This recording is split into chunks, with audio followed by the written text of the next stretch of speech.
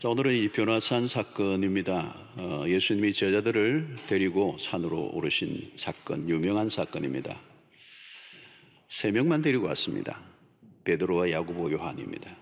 12제자를 따로 뽑으셨는데 또 12제자 중에서도 또 세 명을 따로 이렇게 분리를 하셨어요. 예수님의 제자 훈련의 방식은 독특한 것 같아요. 12명도 많아서 또 그 안에서도 핵인사라고 그러죠. 그 세 명을 따로 뽑아서 이 산에 데리고 갔습니다. 12명 정도면 데리고 갈 것 같은데 세 명만 데리고 가셨습니다. 아마도 12명 중에 이 세 명을 리더로 아마 세우시려고 하는 의도가 있었던 것 같아요.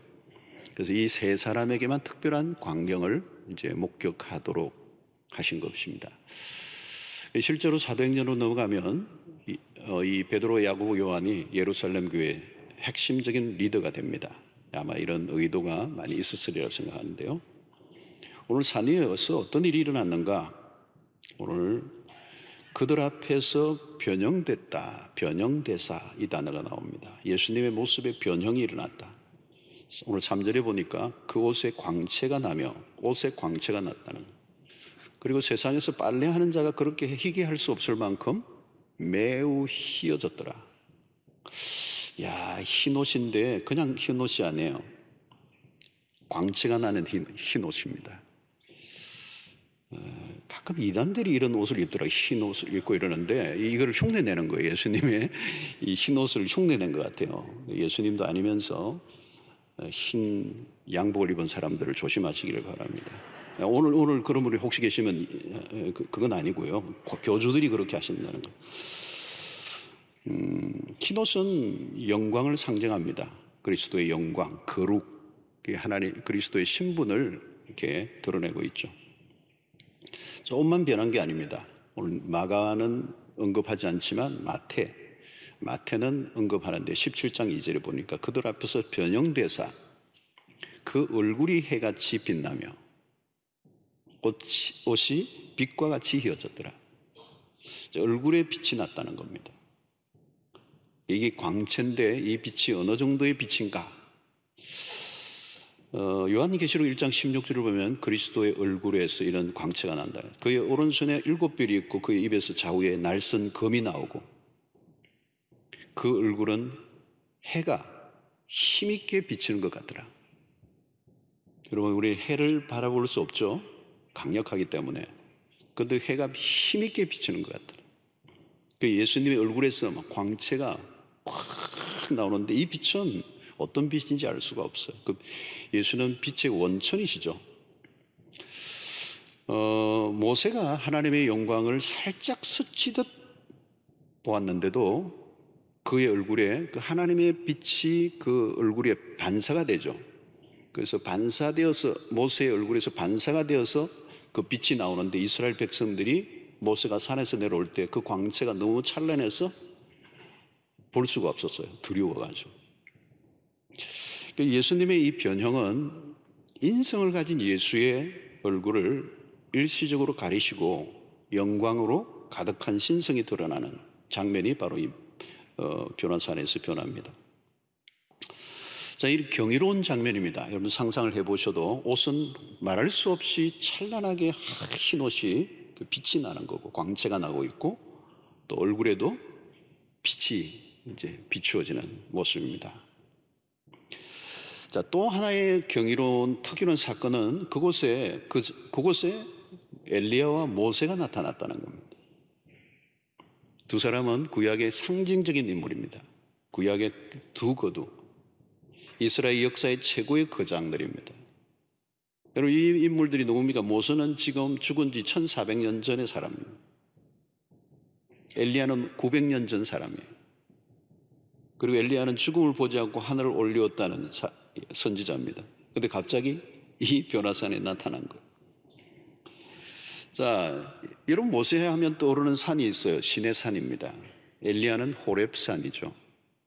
그들은 그곳에서 하나님의 영광을 목격한 경험이 있던 사람들입니다. 모세는 율법을 받은 자고 엘리야는 위대한 선지자로 두 사람은 구약을 대표합니다. 그런데 오늘 여기서 예수님과 만나는 이 신비로운 조합, 이것은 신구약의 전체를 말합니다. 신구약의 만남. 이 두 사람의 이 대화, 이 구약의 이 율법과 선지자의 예언의 중심, 그 안에 그리스도가 있는데요. 이 그리스도는 이 율법과 모세 율법의 모든 것을 성취한 신분이시죠. 자, 오늘 이 장면이 대화하는 장면을 이제 오늘 1절에서 이렇게 표현을 하고 있습니다. 그들에게 이르시되 내가 진실로 너에게 이르노니 여기 서 있는 사람 중에는 죽기 전에 하나님의 나라가 권능으로 임하는 것을 볼 자들도 있느니라. 죽기 전에 하나님의 나라가 권능으로 임하는 것을 볼 자들이 있다. 지금 이 장면입니다. 죽기 전인데 하나님의 나라가 지금 권능으로 임하는 장면. 자, 여기에서 대화의 내용이 뭔가에 대해서 마가는 언급하지 않은데 누가는 언급합니다. 누가복음 9장 31절에 보니까 영광 중에 나타나서 장차 예수께서 예루살렘에서 별세하실 것을 말할세요. 그래서 이 별세, 예루살렘에서 별세는 뭘까? 십자가 사건을 얘기하는 겁니다. 그러니까 지금 엘리야와 모세와 예수님의 대화의 내용의 주제는 예수 그리스도고 그리스도의 십자가의 죽으심에 대한 얘기를 하는 겁니다. 자, 여러분, 예수는 율법과 예언의 완성자로 오셨습니다. 마태복음 5장 17절이죠. 내가 율법이나 선지자를 폐하러 온 줄로 생각하지 마라. 폐하러 온 것이 아니요 완전하게 하려 함이라. 자, 그러면 왜 주님은 이 세 사람에게 지금 갑자기 이 광경을 보여주셨을까요? 여러 가지 이유가 있었을 건데요. 지금은 십자가를 앞둔 시점입니다. 곧 십자가에 예수께서 처형을 당하셔야 되는 직전. 이 십자가는 예수님에게나 제자들에게 가혹한 경험이에요. 특히 제자들에게 혼란 그 자체였습니다. 그러나 주님은 제자들에게 십자가가 끝이 아님을 지금 보여주는 거죠. 죽으신 그리스도가 끝이 아니고 영광 중에 다시 임하실 만왕의 왕이시라는 것을 지금 이 장면을 통하여 보여주고 있습니다. 여러분, 우리가 힘들고 어려울 때 낙심하기가 쉽습니다. 그러나 이 어려움, 이 고난이 끝이 아니고 이 고난 너머에 닥쳐올 영광스러운 날이 올 것이다, 이렇게 믿으면 이 고난을 이길 수가 있어요. 지금 바로 이 장면이 그 방입니다. 십자가가 곧 오지만 그 십자가가 끝이 아니라는 거예요. 마치 영화의 예고편과 같아요. 예고편인데 그 마지막의 장면에 아주 영광스러운 파이널, 그 승리의 장면이 살짝 보여주는 거예요. 아무리 실패하는 일들이 많이 일어나도 그 실패로 끝이 나지 않고 반드시 승리하게 되는 그날이 올 것이다. 그 영광의 장면을 살짝 보여준 거죠. 오늘 이 장면이 그런 스냅과 같은 해피 엔딩을 암시하고 있는 것입니다. 사실 이 광경을 목격했던 이 야고보는 예수님의 제자 중에 최초의 순교자가 됩니다. 베드로도 마찬가지, 그리스도를 위해서 자신의 생명을 드립니다. 요한은 마지막까지 주님의 곁을 끝까지 지켜낸 제자고 마지막 밤모습의 환상을 받는 애제자가 됩니다. 그들은 기꺼이 십자가의 길을 걸어갔어요. 그 힘 가운데 하나가 뭘까요? 그 십자가의 길을 걸어갈 수 있었던 힘은 이 변화산의 경험이 그들에게 큰 중요한 어떤 사건이 되었을 거라고 하는 상상을 할 수가 있습니다. 사랑하는 성도 여러분, 이 높은 산으로 데리고 가셨다는 것에서 무엇을 보여주고 있습니까? 높은 산, 이 산이 다볼산인가 헤르몬 산인가 여러 가지 견해가 있습니다만 좌우지간 이 높은 산으로 예수님이 따로 데리고 가셨습니다. 여러분, 이 높은 산은 세상과는 거리를 둔 특별한 공간적 의미가 있습니다. 산 아래는 어떻습니까, 여러분? 산 아래라고 얘기할 때 혼란과 소음이 가득한 곳. 다시 말하면 도시의 뒷골목은 지저분하고 신비가 없어요. 신비와 거리가 멀어요. 우리가 현실 안으로 들어가면 금방 정신이 사나워지고 세상 안에는 죄의 열풍으로 후끈거립니다. 세속의 세계는 보통 사람들이 맨정신으로 버텨내기 어려운 곳입니다. 세상은 멀쩡하던 사람들도 미치게 만들죠. 아마 다음 주일 설교를 통해서 이 부분을 우리 확인할 것입니다. 보아서는 안 될 끔찍한 광경들이 산 아래에서는 날마다 펼쳐지고 있는 거죠. 여러분, 우리는 매일 들려오는 뉴스를 들으면, 요즘은 뉴스를 보면 정말 정신이 혼미해요. 어떻게 이런 일들이 일어나는가. 자, 그러나 산 위는 달라요. 세속과 구별된 신성한 곳. 예수께서 제자들에게 다른 차원의 세계를 보여주기 위해서, 그곳에서 결국 예수님은 영광스러운 모습으로 변화되십니다. 제자들은 이전에 한 번도 보지 못했던 형언할 수 없는 광경이었습니다. 주님이 입으신 그 옷과 얼굴에서 나오는 영광의 광채에 압도를 당합니다. 제자들로서는 황홀함의 극치를 경험하는 순간이에요. 설명할 수 없는 경험. 우리는 상상이 잘 안 됩니다. 바울은 로마서 8장 18절에 이런 얘기를 하는데요. 생각하건대 현재의 고난은 장차 우리에게 나타날 영광과 비교할 수 없도다. 이 땅에서 우리가 겪는 고통이 참 크지만 현재의 이 고난은 아무리 그게 크다 할지라도 나중에 우리에게 나타날 영광과 비교해보면 아무것도 아니다. 어떤 이는 그런 표현을 씁니다. 이 땅에서 우리가 모든 사람들이 겪은 모든 고통을 다 끌어모아도 하나님의 나라의 영광의 일순간과도 비교가 안 될 것이다. 이 영광이라는 단어가 사실 어려운 단어예요, 여러분. 하나님에게 속한 단어예요. 아무튼 이 변화산의 영광스러운 그리스도의 모습은 모든 어두움을 걷어내고도 남을 만한 사건이었습니다.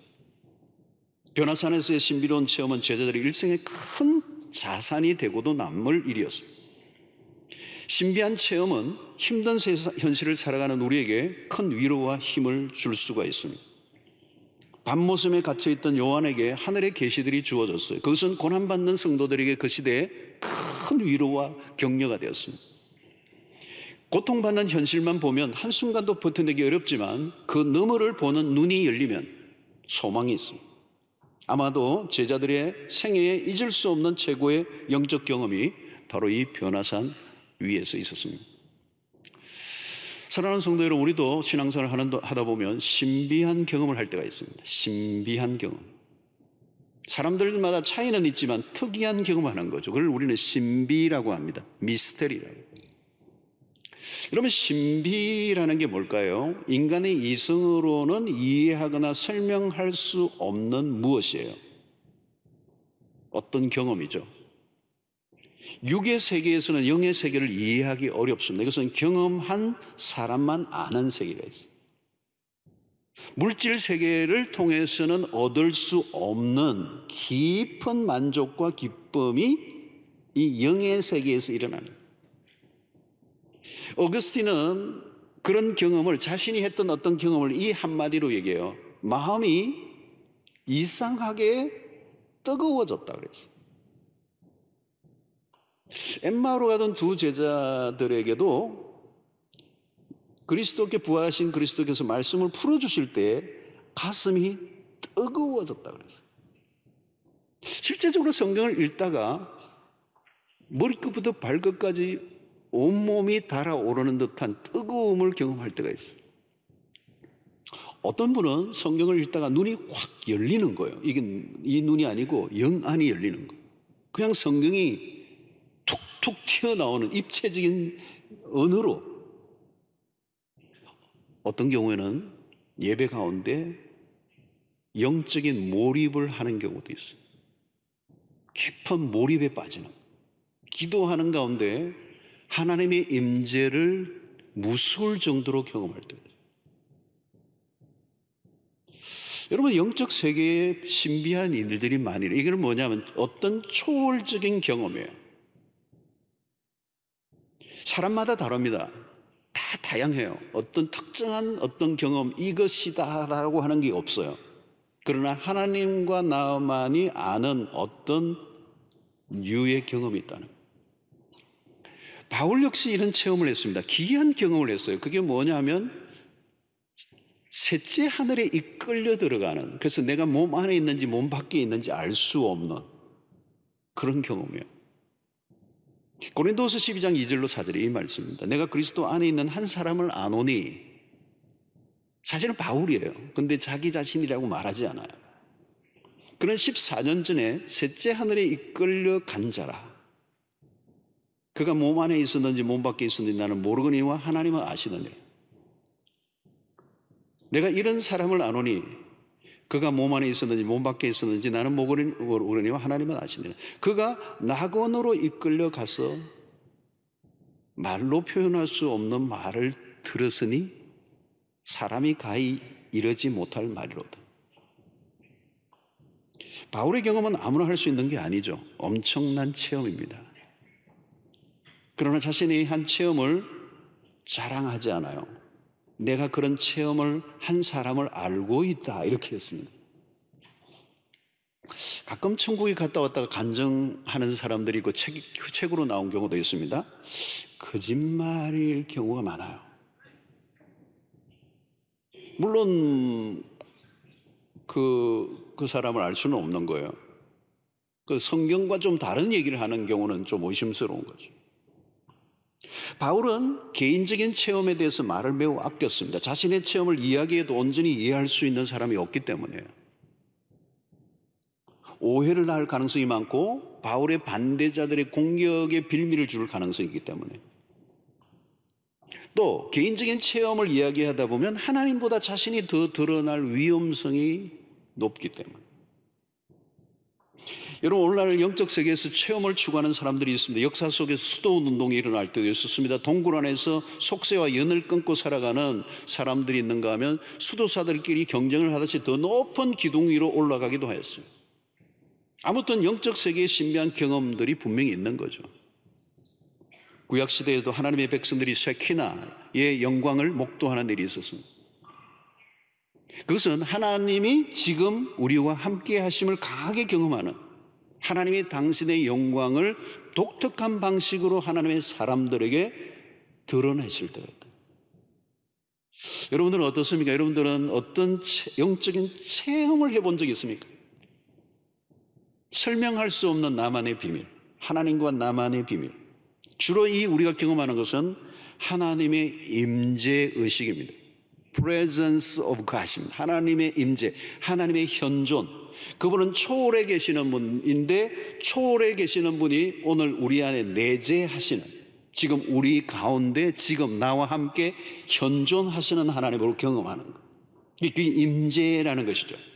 근데 그것은 독특한 형태의, 아까 어거스틴이 얘기했던 것처럼 자기 가슴이 심히 이상하게 뜨거워졌던 방식으로도 올 수도 있고, 아니면 그냥 하나님이 나와 함께 하신다는 것을 온몸이 전율하듯이 느껴지는.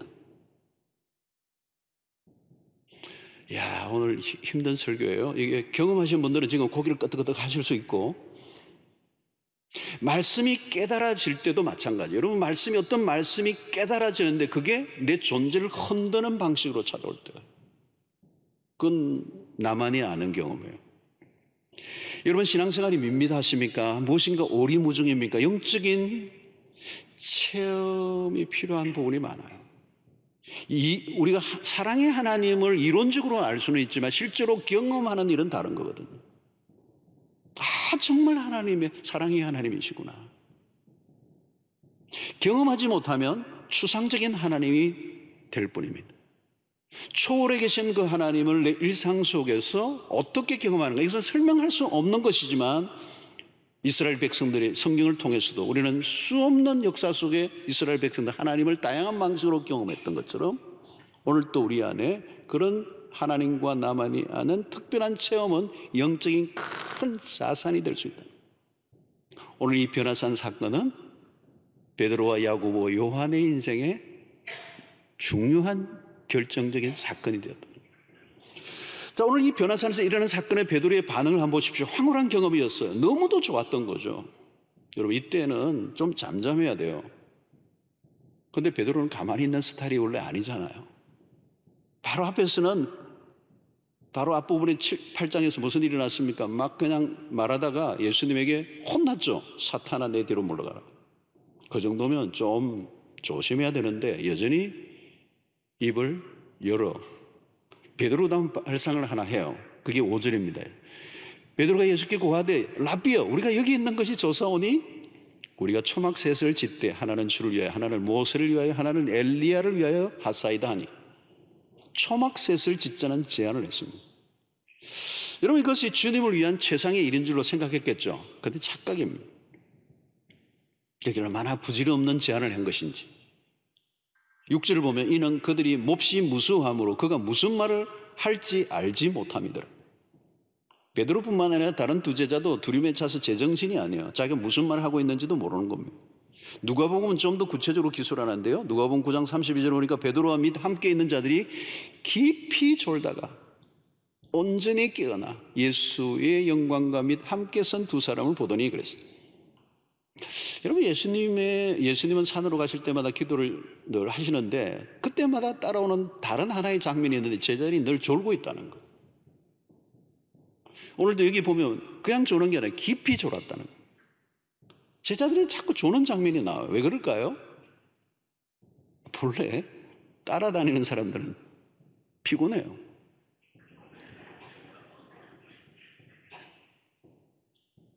제가 신방을 예전에 복역자 때 할 때 보니까 언제 그 조는 장면이 많으냐면 신방대원들하고 점심 먹고 난 다음 집에 갔을 때부터는 제가 기도를 아무래도 조용해요. 그전에는 아멘 아멘 했던 분들이거든요. 신방대원들이 나중에 오후에는 전부 다 조용해요. 저 혼자 열심히 기도해요. 보니까 졸고 계시는 거예요. 식곤증이 와가지고 그래서 거의 숙면에 들어가시는 분들이 계시는데 자, 오늘 여기에 보면 높은 산으로 올라갔기 때문에 산속 결핍 현상도 있었을지도 모르겠습니다. 그러나 더 근본적인 원인은 그들이 예수의 말씀을 알아듣지 못한 것이 영적 무지예요. 자, 베드로는 이 갑작스러운 사건에 소화가 안 된 것입니다. 그래서 졸다가 헛소리를 하고 있는 것이죠. 초막셋을 짓자. 자, 이 베드로의 제안은 문제가 많습니다. 우선 그리스도는 인간이 만든 초막에 갇혀 계실 분이 아닙니다. 또 모세와 엘리야와 예수를 동일하게 취급하고 있죠. 예수는 하나님이십니다. 엘리야와 모세와 다른 분이에요. 또 초막을 짓고자 한 것은 본말 전도가 될 가능성이 높습니다. 핵심에서 벗어났어요. 베드로는 예수보다 초막에 더 신경을 쓰고 있습니다.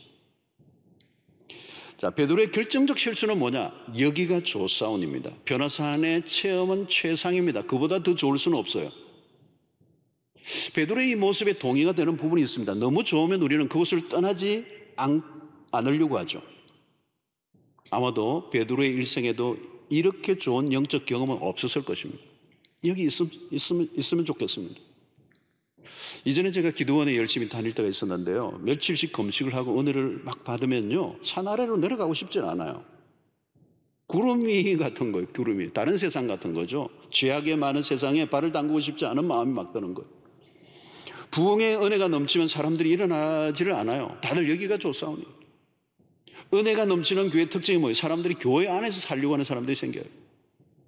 그러나 여러분, 여기가 좋사오니의 문제가 뭐예요? 아직도 예수님은 여기 변화산에 머물러 계셔야 될 분이 아니에요. 십자가의 길이 남아 있습니다. 이 베드로 안에 있는 숨은 생각이 뭡니까? 툭 터져 나오는 말 같지만 평소에 속에 두고 있는 말이 터져 나왔어요. 그게 뭐예요? 십자가를 생각하지 않고 이 땅의 메시아를 생각한 것입니다. 아직 고통을 통과해야 될 시간이 남아 있습니다. 베드로는 자신이 지금 무슨 말을 하고 있는지 모르죠. 여전히 십자가에 대해서 눈이 열리지 않은 제자의 안타까운 모습을 오늘 여기 본문에서 비춰주고 있습니다. 자, 베드로의 말이 얼마나 헛소리였는가가 금방 드러나요. 오늘 7절에 보니까 마치 구름이 와서 그들을 덮으며 구름 속에서 소리가 나되 이는 내 사랑하는 아들이니 너희는 그의 말을 들으라 하는지라. 자, 오늘 이 7절이 굉장히 중요합니다. 갑자기 장면이 바뀌었어요. 황홀한 순간이 사라지고 예수님이 세례를 받았을 때와 비슷한 일이 일어났는데 구름 속에서 하나님의 음성이 들렸는데 이는 내 사랑하는 아들이니 너희는 그의 말을 들으라. 너희는 그의 말을 들으라. 베드로야, 헛소리 좀 그만해라. 하나님의 음성의 길을, 아들의 음성의 귀를 기울여라. 신비한 환상에 젖어 있지 말고 예수의 말씀에 귀를 기울이라는 거예요. 체험을 강조하는 신자들의 약점은 말씀을 소홀히 여기는 것입니다. 그들은 개인의 체험을 말씀보다 더 강조합니다. 그러나 체험이 중요하지만 말씀보다 우위에 두면 안 됩니다. 체험으로 내가 체험을 했더라도 그 체험을 말씀으로 해석해야 돼요. 말씀으로 체험을 해석하지 않으면 어떤 사람은 체험한 사람은 체험을 가지고 말씀을 해석하려고 하는 겁니다. 그건 안 되는 거예요. 여러분, 말씀의 귀를 기울이는 일이 곧 그리스도를 따르는 일입니다. 말씀을 따라가면 그 말씀이 우리를 그리스도에게로 인도해야 돼요. 하나님의 말씀은 철저히 그리스도에게 초점을 맞추어 두었습니다. 그리스도만이 유일한 답이 되신 어떤 환상이나 체험보다 그리스도를 구해야 한다는 거예요. 여러분, 이상한 체험에만 매달리는 분이 없기를 바랍니다. 요즘 코로나19가 길어지고 힘들어하는 사람이 많아지면서 특이한 체험을 강조하는 이단들이 기승을 부리고 있어요. 인터넷 동영상들이 막 떠돌아다니고 있어요. 미혹을 당하는 사람들이 생깁니다. 불건전한 어떤 신비운동, 때로는 신사도운동 이런 것들이 있습니다. 여러분, 그런 동영상들을 조심하셔야 돼요. 세상이 힘들어질수록 사람들은 환각에 빠지고 싶어 합니다. 인위적인 환각에 빠지면 착시 현상이 일어나죠. 그러면 현실을 왜곡하게 됩니다. 영적 세계에서도 불건전한 이런 신비주의 운동들은 환각 정세와 비슷해요. 그래서 세상이 혼란할수록 이단과 사이비들의 출현이 많아집니다. 그래서 영적 환각 정세들이 성행해요. 여러분, 기독교 안에 신비가 있지만 분명히 오늘 변화산의 사건에 이 신비가 있죠. 그런데 신비주의는 아니에요. 신비주의는 그 신비의 모든 것을 매달리는 것입니다. 우선 듣다 보면 솔깃해지죠. 그러나 그런 것에 빠져들면 현실 적응력이 떨어집니다. 판단력이 흐려지고요, 현실로부터 점점 멀어지게 되는 것입니다. 건강한 영적 건강은 현실에 대한 분별력이 높아집니다. 현실을 정확하게 직시하게 되죠. 하나님의 말씀에 인도를 받아야 되는 것입니다. 그래서 오늘 이 변화산의 황홀한 경험을 하고 있는 그들에게 하나님의 음성이 들려서 너희는 그의 말을 들으라는 거죠. 사랑하는 성도 여러분, 이 세상에 우리가 귀를 기울여야 할 것은 오직 주님의 말씀밖에 없습니다. 사람들의 의견, 사람들의 견해, 사람들의 사상, 이론, 입장, 관점 다 좋아요. 그러나 그것은 다 인간으로부터 나온 것입니다. 하나님의 말씀만이 영원한 절대 진리인 줄로 믿습니다. 체험이 아니라 말씀이에요. 그리스도의 말씀이 우리를 구원의 길로 이끄는 것입니다. 체험은 일시적이에요. 말씀은 영원한 것입니다.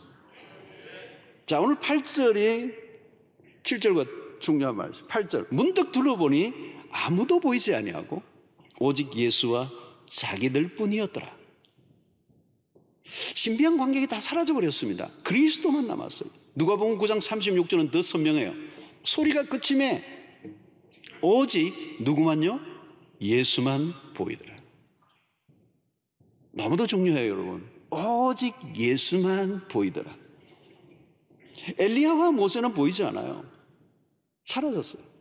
그들이 대단한 인물이지만 그리스도를 드러내기 위한 조연일 뿐이었습니다. 예수 외에 다른 모든 것은 보조장치들이에요.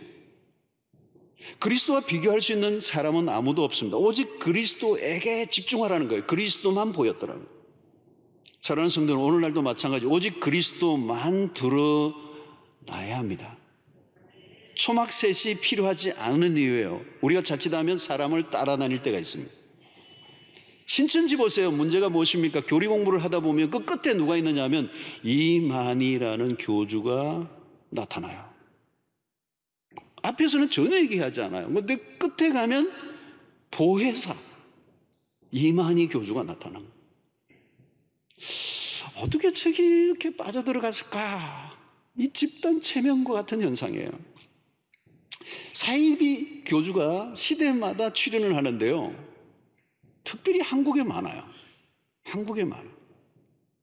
시대마다 이슈가 일어나고 사람들이 이목에 집중시키는 스타가 나타나면 때로는 이전에 죽은 사람을 끌고 오기도 합니다. 여러분, 어떤 교회는요, 죽은 목사님이 돌아가셨어요. 근데도 그분은 새로운 목사님을 모시지 않고 돌아가신 목사님의 설교 테이프를 틀어놓고 매주 예배를 드린다고. 우리 교회는 그런 일이 없기를 바랍니다만. 우리는 자꾸 사람을 쫓으려고 하는 것입니다. 사람을 우상시하는 것입니다. 누구를 따를 것인가? 사람도 아니고 조직도 아니고 선교 단체도 아니고 그리스도만이 유일하게 우리가 바라보고 따라가야 할 대상인 줄로 믿습니다.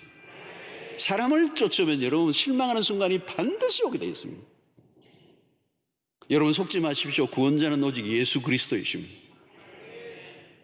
사람에게 현혹되지 말라는 거예요. 그러니까 지금 모세와 엘리야가 일순간 사라졌어요. 갑자기 나타나다 사라져버렸어요. 여러분 사람을 추종하는 순간 곁길로 빠지고는 맙니다. 우리에게 필요한 것은 예수밖에 없어요. 예수만 계시면 돼요. 최고의 체험이 뭡니까 여러분? 예수 체험입니다. 그리스도만 바라보아야 된다는 것이죠. 어떤 신비한 경험을 했다 할지라도 예수를 놓치면 아무것도 아닙니다. 예수가 빠진 체험 의미 없습니다. 어떤 체험을 했더라도 그 체험이 그리스도에게로 인도해야 그게 제대로 된 체험이에요.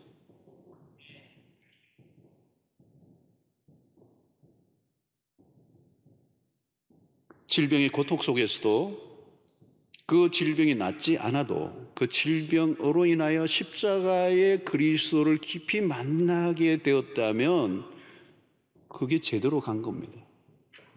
병이 낫는 기적을 체험해도 그 기적의 체험을 통하여 그리스도를 만나고 알게 되지 않았다면 그 기적은 의미가 없는 기적입니다. 오직 예수여야 합니다. 예수만 보여야 합니다. 예수를 더 알아가야 한다는 거예요. 찬송가 288장 오늘 부르겠습니다만 3절의 뒷부분에 보면 나와 세상과 나는 간 곳 없고 구속한 주만 보이도다. 최종 남는 것은 예수여야 한다는 거예요. 예수면 충분합니다. 다른 것이 남아있으면 안 돼요. 인간적인 미련이 있을 수는 있어요. 이런 엄청난 역사가 일어난 것은 기념으로 남겨놓아야 돼. 기념비를 만들고 싶어요. 그러나 여러분 초막을 지으면 안 돼요. 베드로가 만약에 그곳에 초막을 지었다면 아마 지금 기념품 가게 되었을 거예요. 위대한 인간은 없습니다. 인간은 십자가로 구원을 받아야 할 죄인일 뿐입니다. 우리가 높여야 할 분은 오직 한 분이세요. 모든 것은 언젠가 사라집니다. 인간사에 일어난 일은 거기서 거기입니다. 세상은 유행을 타요. 스타들이 일어났다 사라졌다를 반복합니다. 대중의 시선은 언제든지 오락가락합니다. 주님은 당신을 따르는 군중들의 환호에 연연하지 않으셨습니다. 도리어 피하셨습니다. 그것은 그들이 환호하는 것은 당신 자신이 아니라 우상이라는 것을 주님이 아셨기 때문에. 우상도 유행을 타요, 여러분. 세일도 하고요. 별별 우상이 다 나타나요. 예수님은 세상의 시류에 흔들림 없이 십자가의 길을 걸어가셨습니다. 사랑하는 성도 여러분, 지금 누구를 따르고 계십니까? 어디에 마음을 빼앗기고 있습니까? 우리의 일평생 관심은 오직 하나여야 합니다. 우리를 실망하지 않게 하시는 유일한 소망 되신 예수 그리스도. 우리가 오를 영적 등정은 오직 하나입니다. 그리스도를 알아가는 거예요. 우리의 일평생 다 알 수 없는 세계. 누가 그리스도를 다 안다고 할 수가 있겠습니까? 인간의 지성으로 다 알 수 없는 것이에요. 어떤 체험이라도 알 수가 없는 분이세요.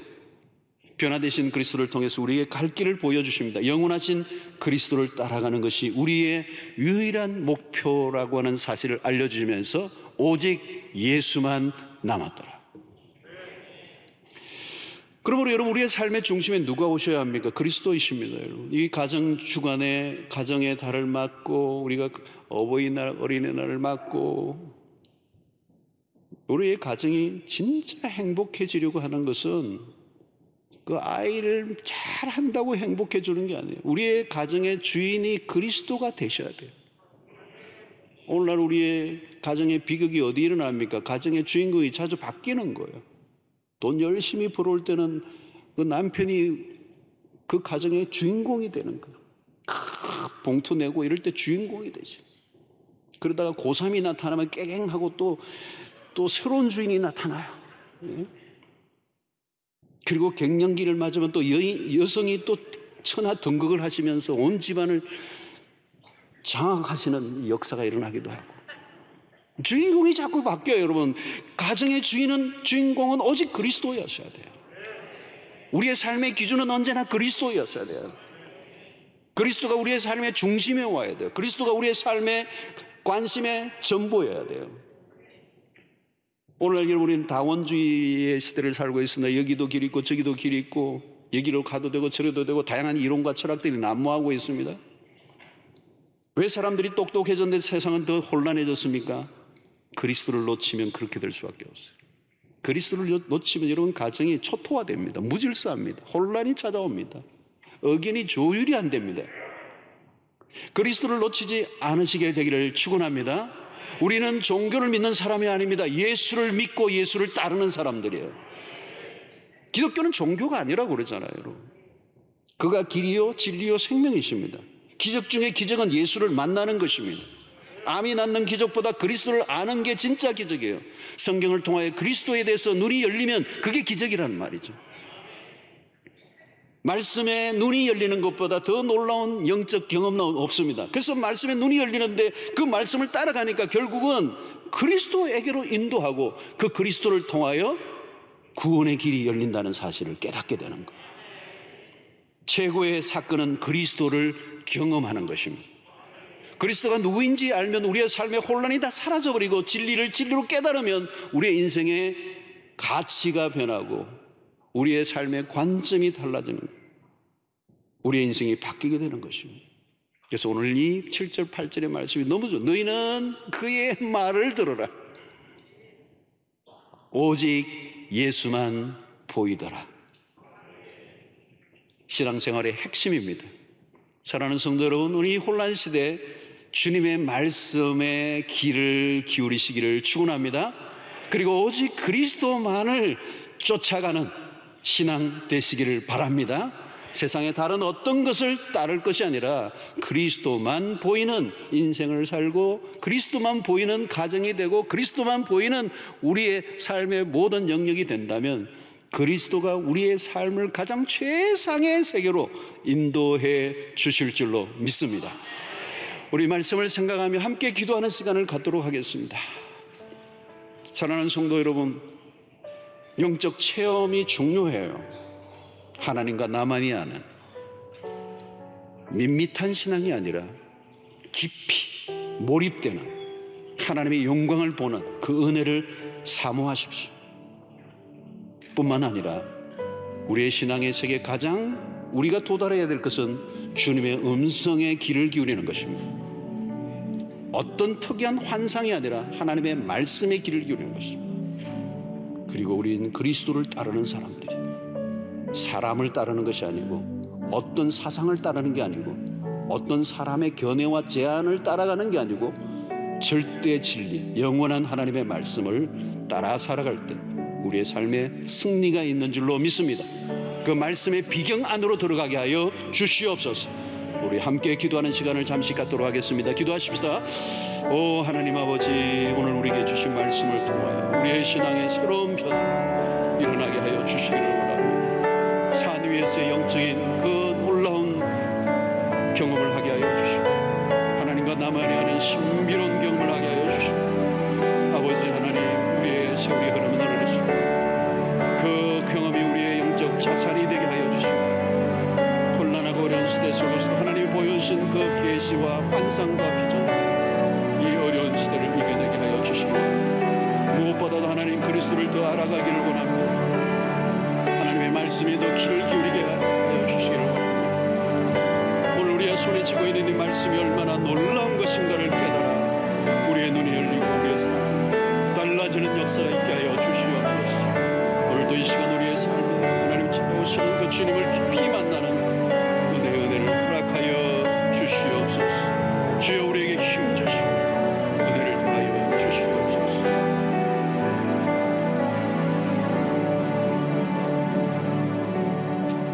아버지 하나님, 이 피곤하고 힘든 어려운 시대를 살아갈 때 낙심하고 절망할 수밖에 없지만 하나님의 사람들이 하늘의 비전, 하나님이 보여주셨던 계시와 그 환상들을 보고 미래에 다가올 그 영광을 미리 바라보았기에 오늘 주어지는 현실의 고통과 어려움을 넉넉하게 이겨냈던 것처럼 하나님 우리에게도 그 영적인 그 놀라운 비경을 보게 하여 주시고 경험하게 하여 주시고 하나님과 나만이 아는 특별한 그 은혜의 시간들이 우리 안에 있게 하여 주시옵소서. 그것이 우리의 영적인 자산이 되게 하여 주시옵시고 이 영적 순례의 길에서 지치지 않고 끝까지 마지막 그 영광을 바라보며 달려가는 저희들 되게 하여 주시옵소서. 우리가 주님의 말씀에 귀를 기울이게 하여 주시옵소서. 우리가 주님을 따라가게 하여 주시옵소서. 세상의 헛된 것을 쫓지 않게 하여 주시고 사람을 쫓지 않게 하여 주시옵시고 사람들이 만들어낸 그런 이념과 사상이 아니라 하나님의 말씀만이 답이 된 것을 우리가 알게 하여 주시옵시고 주님을 신실하게 따라가는 주의 백성들 되게 하여 주시옵소서. 우리의 가정에 주님이 주인 되시고 주님이 우리의 삶의 모든 중심이 되셔서 우리의 혼란과 우리의 모든 무질서를 온전하게 회복시켜 주시는 은혜를 경험하게 하여 주시옵소서. 예수님의 이름으로 기도하옵나이다. 아멘.